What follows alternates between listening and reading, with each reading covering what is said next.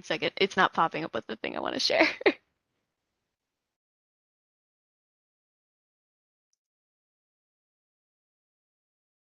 Okay. All right. So, hi, as Ben Do, introduced. do you know you have the presenter view on like half of your screen? No, that made it worse. Okay, one second. It's only giving me the option to share the presenter stuff, not the actual presentation itself.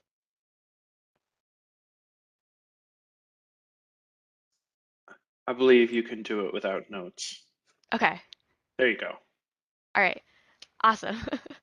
So, hello. My name's Abigail Harrison, as Ben introduced me. This will be a presentation on risk-limiting audits and a new proposed method to conduct them created by myself, Benjamin Fuller, and Alexander Russell. As I'm going through this presentation, if you have questions at any time or are confused, please feel free to interrupt me. Or I guess in this case, Ben will have to unmute you so you can talk or send a message in the chat. So just a brief overview of what this presentation will cover. First, I'll start with an introduction to risk-limiting audits, or RLAs. Then I will discuss normal ballot comparison audits, which are key to understanding our new proposed method.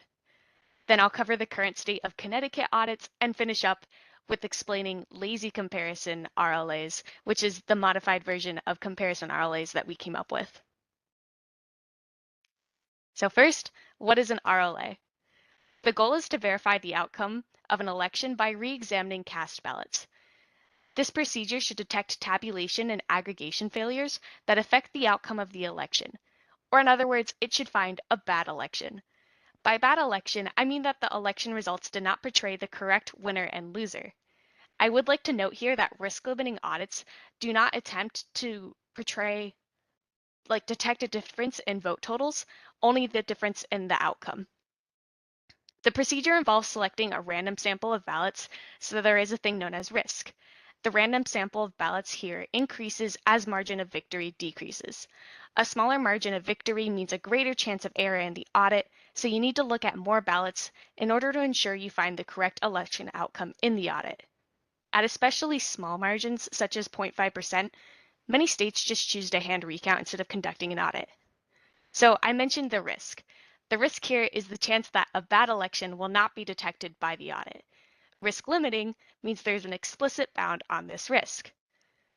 Risk limiting is how we achieve the statistical guarantee that an RLA provides. So for example, a 5% risk limit means there's a 95% guarantee that you will find an issue with the election results, if there is one. There are three main risk limiting audit methods. The first is hand recount, or looking at every single ballot. This has a 100% statistical guarantee of finding an issue with election results. The second is ballot polling, and the third is ballot comparison, both of which I'll cover in a later slide. I would like to note that there are two types of comparison audits. There's ballot and batch comparison. This presentation will focus on ballot comparison, but keep in mind that everything I say about ballot comparison can apply to batch comparison.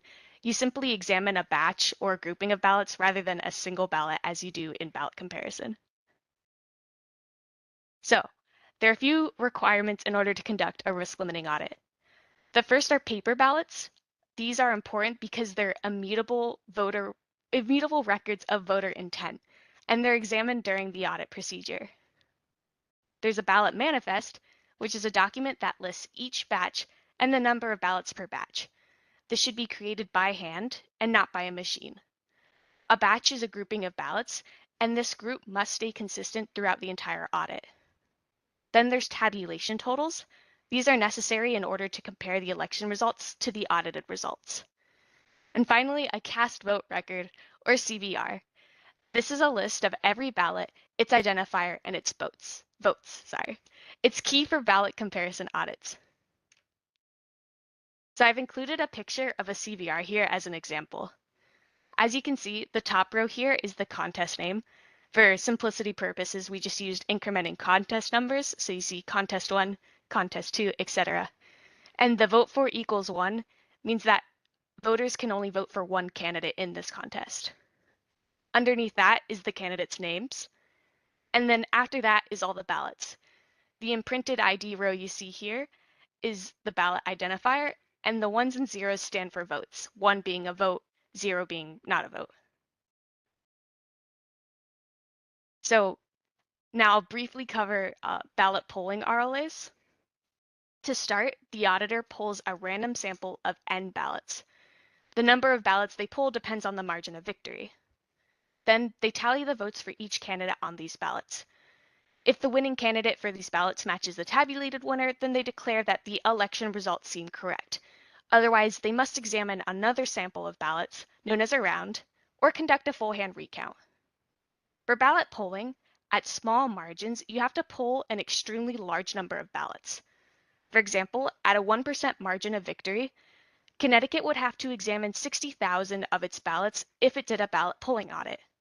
However, the nice thing about ballot polling RLAs is there's no setup other than just the ballot manifest. The work in ballot polling RLAs comes entirely with the number of ballots you have to poll. Have any questions? Maybe just since it's hard for people to ask, why should you expect the winner of the random sample to be the same as the winner of the actual, or sorry, why would you expect this to work? Okay. So essentially, you're looking at a large sample of ballots, and as long as the sample is random, you expect the results of this sample to match the results of the tabulation. So for example, if the winner won by a margin of 20%, then there should be 20% more votes for the winner than the loser in this random sample. Okay, so now I will cover ballot comparison RLAs. There are two main parties in ballot comparison RLAs, the trusted auditor and the untrusted party, or as you may know it as, the adversary. So in this case, trusted is someone we know will conduct this audit properly. They have no malicious intent. They want the audit to complete successfully, and there's no reason to question the source's integrity. They will be requesting things from the untrusted party, represented by the world here. They have unknown intent, so we can't be sure if the data that the auditor requests of them is real or fake. In real life, this reflects all the external parts of an election and its audit, such as the tabulators used, their possible misprogramming or misuse, possible like data misentry, etc. It could also be someone with malicious intent, and in that case, their goal is to give the appearance that they're cooperating with the auditor's requests in order to say it's a successful audit while trying to thwart the audit every step of the way. The goal is to verify the election results, even with the data coming from this untrusted party. So there are two parts to the setup. First, the auditor receives the ballot manifest from a trusted source, such as if they were to make it themselves. The untrusted party receives physical, untampered ballots. I'd like to note that the untrusted party cannot produce new ballots, change the contents of these ballots, or do anything to these ballots at all. They represent an immutable physical record. So now for the procedure. The auditor first receives the tabulation totals from the untrusted party. For example, the untrusted party in this case could just be the tabulator itself. It's an external part of the election audit and therefore it's untrusted. The auditor then sends a request for the cast vote record, or CVR, to the untrusted party.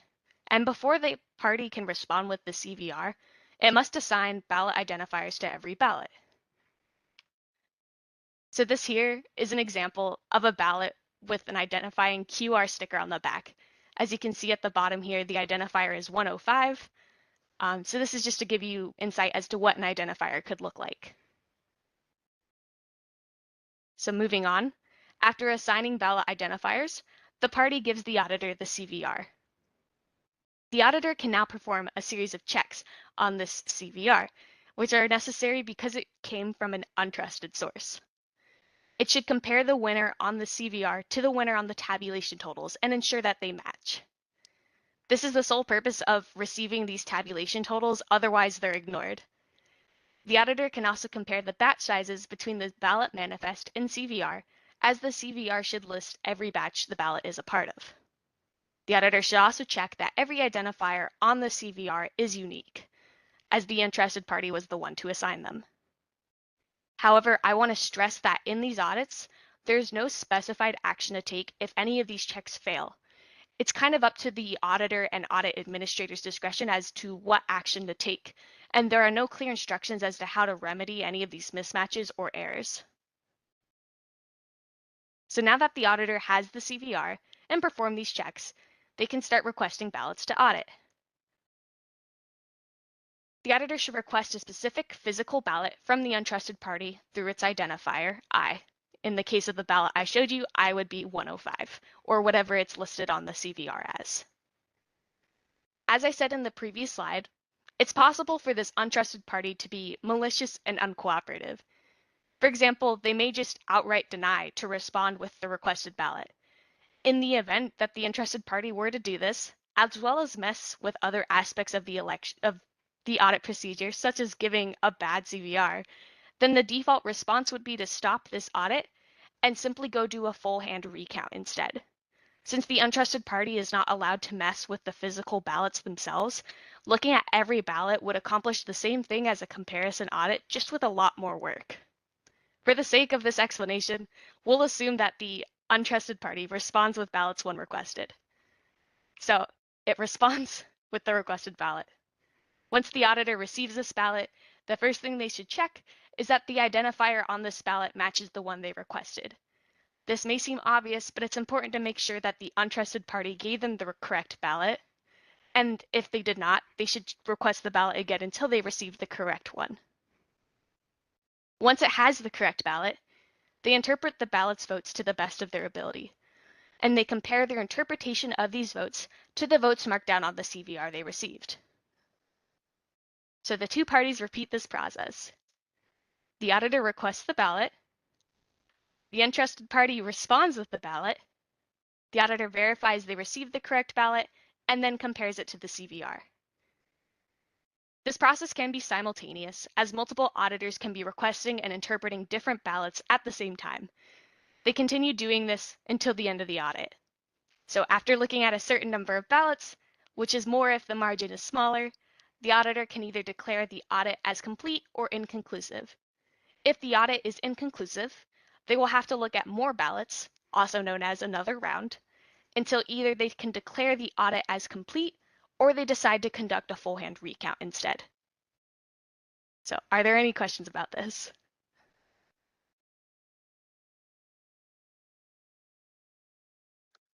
Does anybody want me to unmute them or raise whatever I have to do? I don't see a hand. I think you're okay, so keep going. Okay. So I keep emphasizing that the number of ballots you have to examine is larger as the margin gets smaller. And I think it would be helpful to show a visual for this, especially for the difference between ballot polling and ballot comparison. So these graphs that I'm about to show you use data from the 2020 Connecticut election, and the number of registered voters is around 1.8 million. They utilize a 5% risk limit, which again means a 95% statistical guarantee that an issue with the election outcome is found. So first off, this is the graph for the average number of ballots in a ballot polling audit. As I said when I talked about ballot polling risk limiting audits, a 1% margin means that over 60,000 ballots are examined, as you can see here in this graph. It decreases very quickly, and the number of ballots needed at a 5% margin goes down to about 2,500. At a 25% margin, all the way at the end there, the number of ballots decreases to below 100. They do not require a lot of setup. As I said, they only need a ballot manifest. However, at small margins, you need to poll an insane number of ballots. This will be emphasized as you see the graph for ballot comparison, which I'm going to show you next. So just keep that 60,000 number in mind. So this is the graph for the average number of ballots polled in a ballot comparison audit. Here, a 1% margin means that 750 ballots are examined, which is a lot less than that 60,000 I just showed you. At 5%, the number of ballots gets close to about 100, compared to 2,500 for ballot polling. This makes ballot comparison seem a lot more appealing, especially at small margins. However, the setup cost is much higher. You need to generate a CVR in order to conduct a ballot comparison audit. This requires scanning individual ballots, ensuring identifiers are unique on the CVR, and a slew of other checks. The dominant cost in ballot comparison is CVR generation, but it comes with the benefit of examining a lot less ballots. So, a few other aspects of risk limiting audits. The first one is ballot identification, which you saw in the procedure is necessary so you can request a ballot with identifier I. It's starred here because it's not 100% necessary. However, not having an identifier when a specific ballot is requested can cause huge discrepancies when it comes to examining these ballots. It generally means it's harder to pull the correct ballot the first time, and there's also no way to ensure you receive the correct specific ballot that you want. Then there's ballot storage. This is pretty important, especially when it comes to creating and storing batches. There's an interesting trade-off here with batch size and storage. So large batches, and again, batches here means a grouping of ballots, means less storage, but it's also harder to pull a specific ballot from a large batch. Small batches mean you need more storage, but it's easier to pull a specific ballot. I've attached some pictures of ballot storage devices here. On the left, this is a portable ballot storage bag, and on the right is a popular storage bin known as the DS200 ballot bin. If you store one batch per bin and have super small batches, you can see how the size of the room you need to store these bins can get very large. Finally, there's software. There's currently some software on the market, but since RLAs are newly implemented, there's not many choices for it. So now what Connecticut does. Currently, Connecticut audits have you randomly select 5% of the precincts to participate in an equipment audit. An equipment audit does not attempt to verify election results, just that the equipment used in the election is operated properly. Precincts who are chosen have the choice of using either the audit station, which is a machine that scans and tabulates ballots and is not used in the election, or of doing a full hand recount. Most of the precincts just choose to recount. These audits are not risk limiting. Though the methods used are risk limiting, such as hand counting, only examining ballots from 5% of precincts does not cover enough of the ballots to have a high probability of finding an error. It does not provide statistical guarantees at smaller margins because of this. Other reasons they are not risk limiting is that the work does not scale with the margin. As you just saw in those graphs, the number of ballots you have to examine in a risk limiting audit scales with the margin of victory. In our audits, we look at 5% of the precincts regardless of how close or far the margin is. Although there are no clear instructions for comparison RLAs and how to handle certain discrepancies, the general guideline is that the more discrepancies between the ballot and CVR, the more ballots you pull to check. For Connecticut audits, there are no instructions such as this. And then something interesting to note is that our audits do not have what we call the force of law. If the audit goes poorly, as in we find a lot of issues in the election when we conduct the audit, this does not invalidate election results. There is also not a point where we declare that the audit has shown too many issues and we must conduct a full hand recount to verify results. So there are a few hurdles to adopting risk limiting audits in Connecticut, which I'll now cover. We have a couple unique state features. So first off, we have town managed elections, which means that each town has their own election and carries their own ballots. This makes ballot polling difficult because selecting a random sample of ballots means having to poll and tally ballots from all across the state rather than at a single location as a lot of states have. We also do separate precinct tabulation, which is actually kind of a good thing because it allows for automated batch sizes.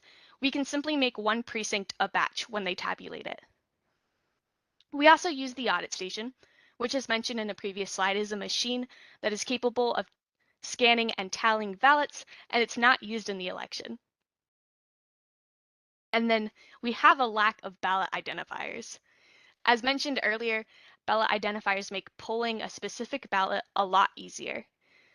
Connecticut ballots do not have any identifying marks on them, which makes conducting risk-limiting audits difficult. Placing identifiers on a ballot is also a very delicate situation. There are privacy and security trade-offs depending on how it's done. If ballot identifiers are printed on the ballot before ballots are cast, as in the voter can see this identifier, then a voter could display their ballot with the identifier and confirm they voted in a specific way. This may not seem like a big deal, but there could be implications of vote selling with this setup. If they are added after the ballots are cast, then we have to print onto a ballot, which could lead to markings in areas that could affect ballot interpretation during the audit. So there's not really a clear, easy solution for this type of hurdle in Connecticut. Finally, CVR production is costly because there are no CVR producing tabulators in Connecticut. So the current status of RLAs in Connecticut is that a Senate bill was created but not voted on in the regular session. So now I will cover lazy risk limiting audits, which is the method proposed by Benjamin Fuller, Alexander Russell, and myself. Sorry, one second.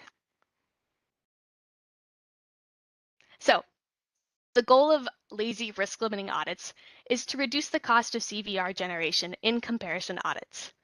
We made this our goal because in states without CVR producing tabulators, CVR generation is the predominant cost in comparison audits. While ballot comparison is more appealing at smaller margins, the CVR cost overshadows the cost of polling ballots if you were to do ballot polling at larger margins. The difference from normal ballot comparison audits is that CVRs are only generated for batches from which the ballot samples are drawn. Again, a batch is a collection of ballots that are tabulated together. And part of Connecticut is the fact that we do ballot tabulation by precinct, so we almost have batches set up already. The conclusion we have is that it improves efficiency in distributed elections without CVR producing tabulators. For example, at a 5% risk limit and a 5% margin of victory, we found you only need to generate roughly 14% of the statewide CVR. This equates to 14% of the cost of producing a CVR in the first place, thus reducing the overall cost of conducting comparison RLAs. So now for lazy comparison RLA procedure. They receive the same items. The trusted auditor and untrusted party receive the same items that they received in the normal comparison audit. So the trusted auditor receives the ballot manifest from a trusted source, and the untrusted party receives untampered physical ballots. The way our proposed lazy method differs from normal comparison is in the procedure, as you'll see. Once again, I stress that the ballot manifest comes from a trusted source, so we don't have to question its integrity, and the untrusted party is not allowed to mess with the physical ballots in any way. So the start of the audit.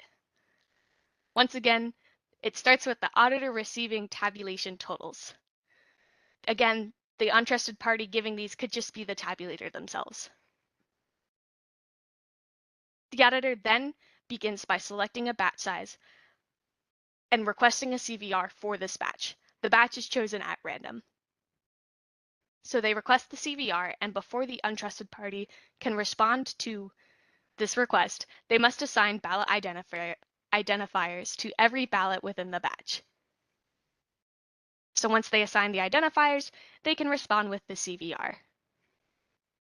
Like in the case of normal ballot comparison, the auditor can now perform a series of checks on the CVR, which are necessary because it came from an untrusted source. They should compare that the winner of the CVR and the winner for the tabulation totals match, ensure batch sizes match across all documents, the ballot manifest, the CVR, etc., and that each ballot identifier on the CVR is unique. These are just the same checks that they had to do for normal ballot comparison. However, we propose solutions for how to handle these mismatches, which I will address in a later slide. So now that the auditor has the batch CVR and performed these checks, they can start requesting ballots. Again, they should request these ballots with the ballot identifier.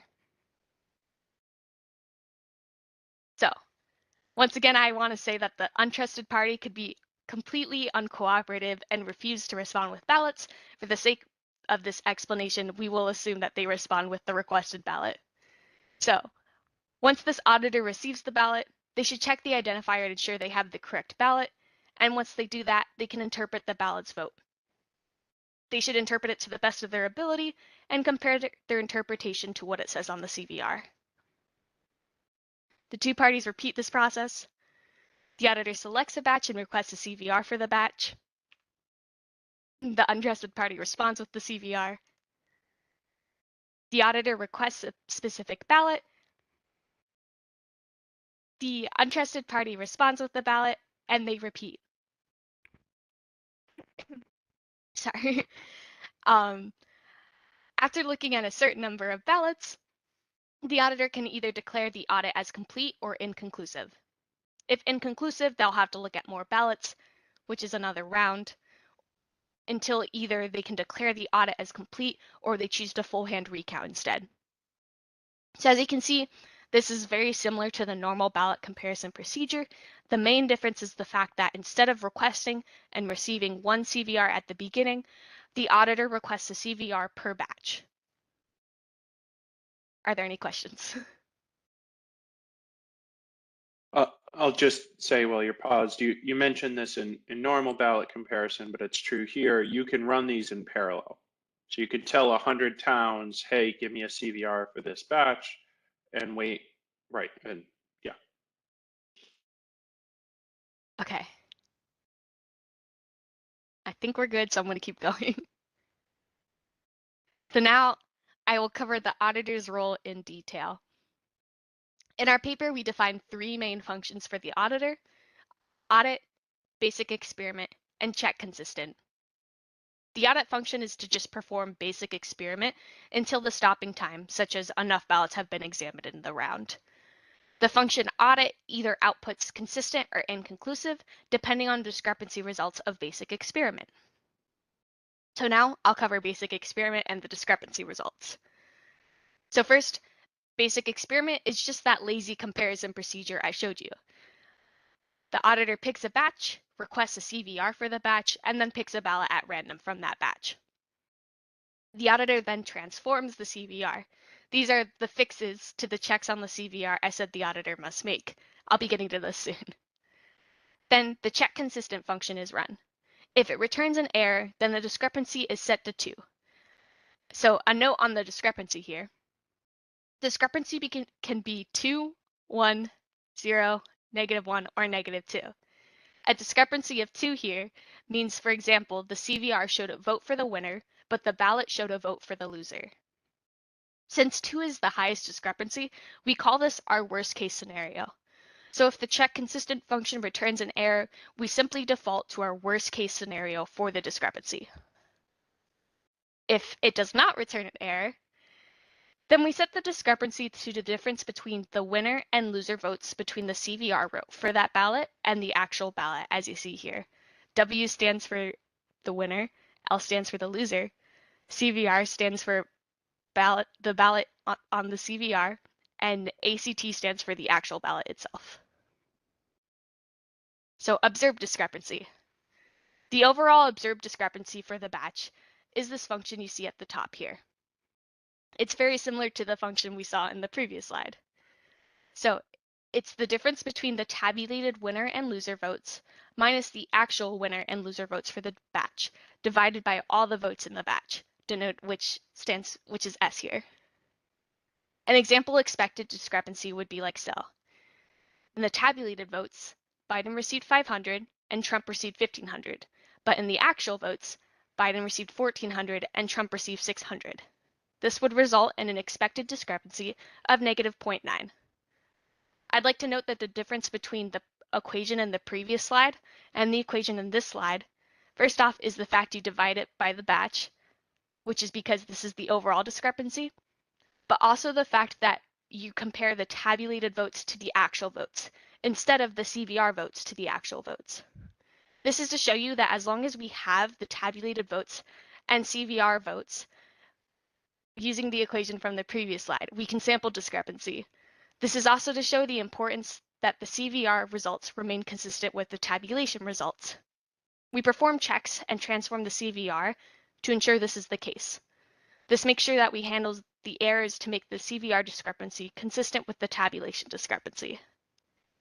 So that was kind of confusing. I'm just going to stop and just make sure there's no questions.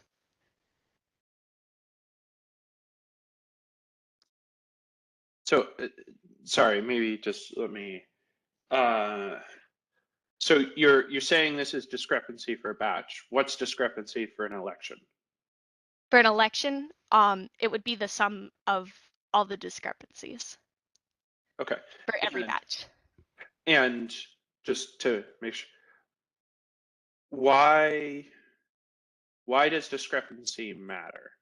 Why do I care about measuring Okay. discrepancy?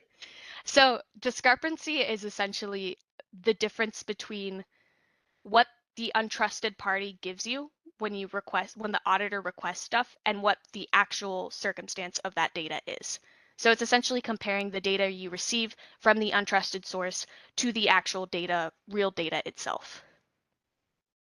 Okay, and let me ask, so why do you care about measuring it? Okay, you care about measuring it because that's how you determine if the election results match the audit results.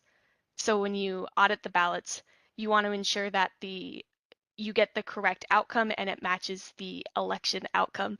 And you do so by noting the discrepancy between the audit results and the actual ballots themselves. Okay, so let me say that a little bit more formal for the theorists that are on the call.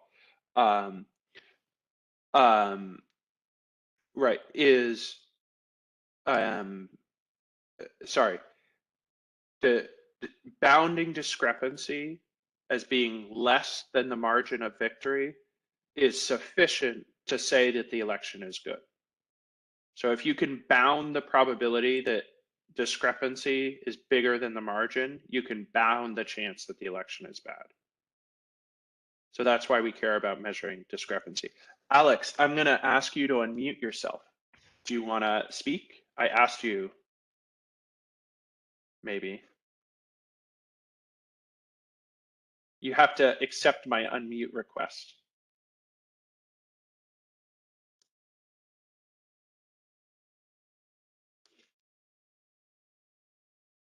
So, Did that work? yes. Oh, okay, great. I'm just curious. In terms of this observed discrepancy, so here we've got this big batch with all these ballots in it. Obviously, something has gone horribly wrong here, right? So the truth is that the balance of votes in this batch is by far in Biden's favor, but the tabulation is by far in Trump's favor.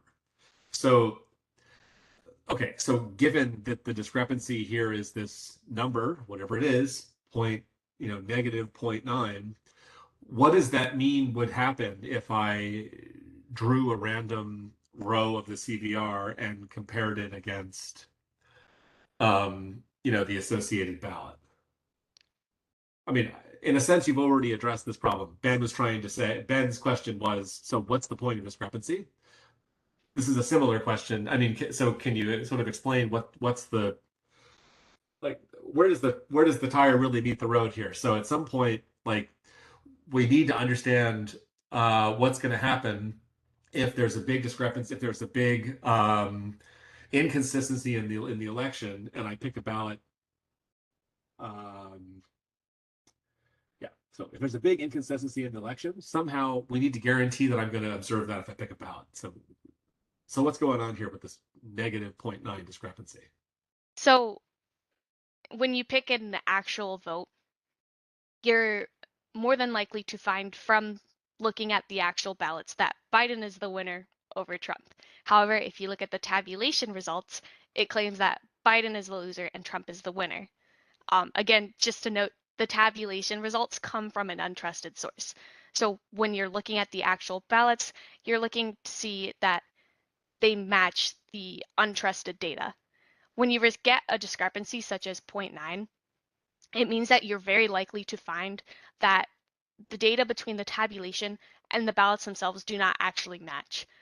As I said, I gave an example earlier, a discrepancy of 2 means that a ballot For the CVR claimed the ballot was for a winner, but it was actually for a loser. With a discrepancy of negative 0.9, it again means that you're more likely to see a ballot that does not match the tabulation results.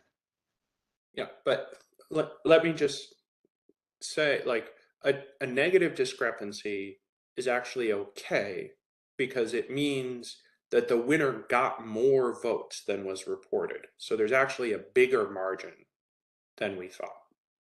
So when you observe negative discrepancies, you don't necessarily say, I need to audit more. Right? When you observe positive discrepancies, you say, I think this margin is actually smaller than what was reported. Negative discrepancies mean margin was bigger than what was reported. So a negative discrepancy is actually a good thing for the audit, whereas positive is very bad.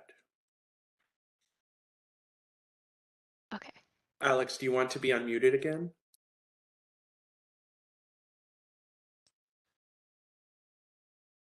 I mean, I have, I guess, not much more to add, just to say, I mean, of course, if you just exchange the roles I mean, if you exchange the roles of the tabulated and the actual here, then you would get a positive discrepancy, right? And so then everything you said earlier would be the case. And maybe that's a situation that's a little bit easier to understand, right? That would be a situation where, well, okay, anyway, I guess I don't need to explain, but. Well, and just to finish Alex's question, what you would expect to happen if you keep observing positive discrepancies, what should happen is your audit should say, I can't stop because I've seen too much of an issue. Or it should say, like, I've tried as long as I can, you need to do a full hand recount because I wasn't able to bound the random variable that's discrepancy. I wasn't able to get a good bound on it because I kept seeing these discrepancies as I sampled. All right. And Alex and I will be quiet for a second now. No, that was helpful because this is complicated, but it's almost necessary to understand why the lazy risk limiting method works. Okay, so now what errors could the CVR present? And then the next slide will be about how to fix these errors. So the goal of the check consistent function is to ensure that the audit can be conducted properly with the given CVR, and to check that the CVR and tabulation are consistent with one another, hence the function name and the discussion of discrepancy and CVR and tabulation discrepancy in the previous slides. So check consistent returns an error if the CVR is not formatted properly, identifiers are not unique on the CVR, the batch sizes do not match, and the tabulated vote subtotals do not match the CVR subtotals. The transform function that the auditor can do in basic experiment attempts to fix these errors, and these fixes will be discussed on this next slide. So, the first error I'll address is unique identifiers. So why do we care about them? Without unique identifiers, the untrusted party can respond with different ballots every time an identifier is requested. So if this occurs in the CVR, the fix is that any instance of a repeat identifier after the initial instance of this identifier should be set to no ballot. So the sizes per batch must match. The reason why we care about this is because if the ballot manifest batch size is larger than the CVR batch size, then there could be an instance where a ballot is requested using data from the ballot manifest, and this ballot is not contained in the CVR because the ballot manifest claims there's more ballots than are present in the CVR. So to handle this mismatch, if the batch size is larger on the ballot manifest than the CVR, you add rows onto the CVR that just say no ballot with no vote. Or no ballot, sorry. If the ballot manifest batch size is smaller than the CVR batch size, then you remove the last row of the CVR until the sizes match. The CVR subtotals must match the tabulation. This is the point I've been trying to emphasize in the last few slides. So this check/fix ensures that the discrepancy between the CVR and ballots is the same as the discrepancy between the tabulator and ballots, or tabulation and ballots. So The reason why we care about this is because it forces the untrusted party to commit to a total discrepancy for a batch. It cannot necessarily add more discrepancy to it. So in the event that these subtotals do not match, you want to set the last row of the CVR as a vote for either the winner or the loser, depending on what subtotal mismatches. For example, if there are less votes on the CVR than there should be, then you change the last row of the CVR to be votes for the winner until these two subtotals match. And finally, missing ballots or no ballots are marked for the loser. As I said in unique identifiers section and the sizes per batch must match section, you can change things or add ballots to be no ballot. If when a ballot is requested, either A, it's a no ballot situation, or B, the untrusted party says that no ballot exists, as in they're acting uncooperative with the audit, then this missing ballot should be marked down as a vote for the loser. The reason why we do this is because if we didn't, the untrusted party could choose to not return ballots that show votes for the loser, and this would reduce observed discrepancy. So the good news is, in our paper, we show that these corrections to the CVR do not increase the risk or the chance that a bad election outcome is unnoticed. It may increase the number of rounds you have to do or the number of times you have to check ballots, and it may increase the chance of a full hand recount, but it does not affect the statistical guarantee that RLAs provide. So a few caveats about our method.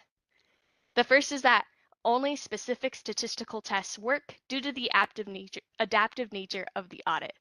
So an example of a statistical test that does work is the Kaplan-Markov test, which is used for most current risk-limiting audit software. A second one is auditors need some sort of machine in order to produce CVRs. There are currently no individual level CVR producing tabulators, and having a tabulator that pulls and labels ballots is problematic and can raise security concerns over ballot tampering. As I said, any device that can mark a ballot after it's cast could affect the interpretation of the ballot. In Connecticut, we have the audit station, as I mentioned, which we use to create CVRs.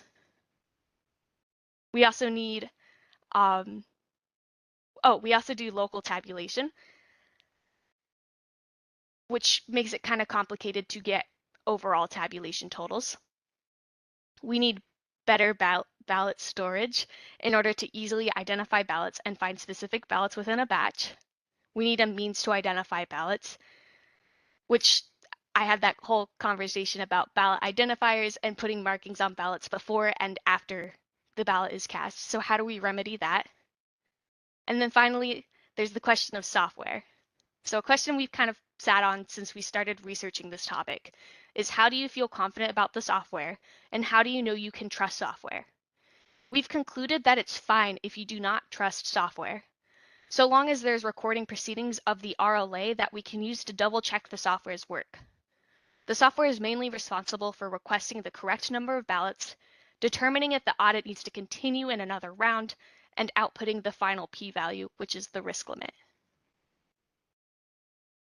So, conclusions of the method we created. The main advances are that you do batch selected CVRs rather than a large statewide CVR, and we provide formal instructions for how to handle mismatches between the CVR, ballot manifest, tabulation totals, etc. So what does this mean in practice? Batch selected CVRs means that there's cheaper comparison audits for states without CVR producing tabulators. And these formal instructions means there's less ambiguity in discrepancy-related decisions. Remember that in normal comparison audits, I said that there's no actual instructions for how to handle any errors or if any of the checks fail. It's kind of up to the audit and audit administrator's discretion. And then, these are the references. So. Well, I would say let's thank Abby, but I'll clap my hands because I don't know how to do anything else. Yeah, I know it's complicated, but questions from the audience other than me?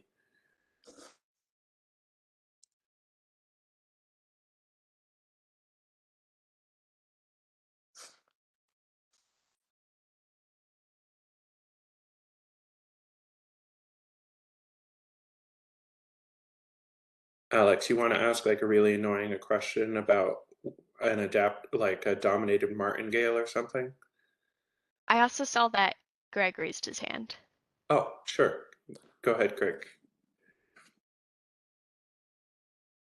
I think I asked you to unmute, so you should be able to talk. Yeah, I mean, like really silly things. Is bad election sort of an industry term, or is that something that we just I, use internally? I think that's something we more use internally. Um, there's a lot more complicated way to call a bad election because essentially a bad election is just that the results that the election showed do not match the results that we found in the audit. But that's So not an industry term. yeah, so okay, so I would maybe say incorrect election outcome. Okay. Does that cover it? Like I like these are such silly things and yeah, I wasn't so on slide 6, you said that the I want to say adversary, but I forget the word that you use. I used untrusted party. Trusted party, right? So you said that they can try to thwart the election at every step of the way, and I might say so. I thought you might be.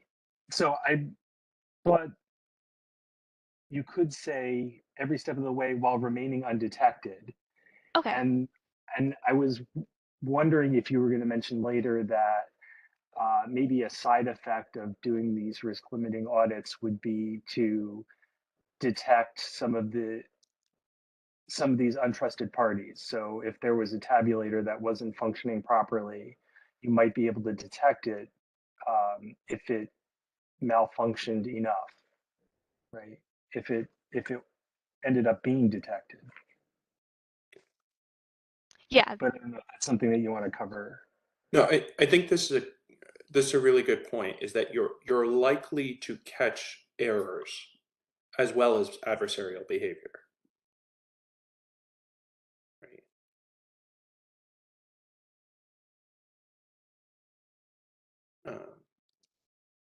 Yeah. Yeah. That's a great point though. I'll include it. Actually on this one thing, right, that's worth saying at least when you talk to the voting people, um, is these things that you say are trusted, why do we think we can trust those things? Like, I know there's standard assumptions in the literature, but why do we think we can trust them? Okay.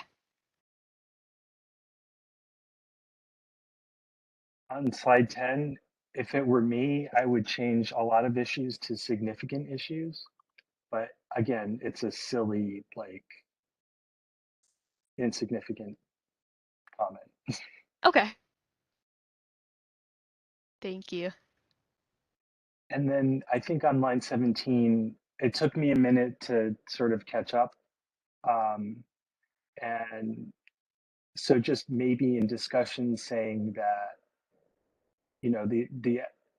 or I guess saying, the actual votes, the real outcome was, I guess it really explaining the questions that Ben and Alex had.